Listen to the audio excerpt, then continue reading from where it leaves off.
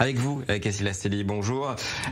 Avant tout, comment vont les passagers? Écoutez, les 128 passagers, ils vont bien. Ils attendent toujours à l'aéroport de Jeddah, donc en Arabie Saoudite, mais ils ne devraient pas tarder à prendre un vol pour Tel Aviv. Et d'ailleurs, il s'agira du premier vol direct officiel, même du premier aller-retour entre les deux pays. Et ça, c'est lié totalement au hasard. Donc concrètement, qu'est-ce qui s'est passé? Eh bien, hier soir, en plein milieu de la nuit, l'avion de Air Seychelles, un Airbus 320, décolle à destination de Tel Aviv. Et 4 heures après le début du vol, soit environ 1h30 avant l'atterrissage en Israël, le commandant demande à atterrir d'urgence en raison d'un dysfonctionnement de son système électrique. La compagnie a signalé que ce n'était pas vraiment un état d'urgence, mais c'était plus par souci de sécurité. Évidemment, il faut plutôt mieux vaut prévenir que guérir. Un atterrissage d'urgence, tout de même, donc en Arabie Saoudite, alors que le pays, on en parle souvent ici, n'entretient pas de relation avec Israël, pas encore en tout cas. Oui, c'est vrai que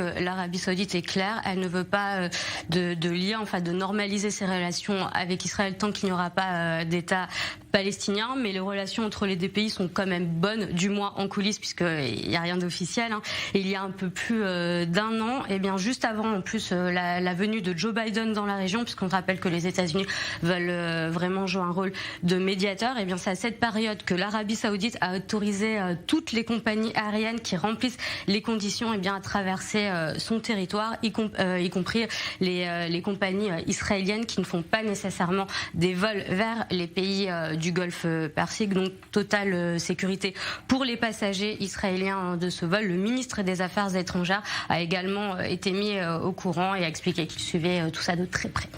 Merci beaucoup, Cassie Lastelli.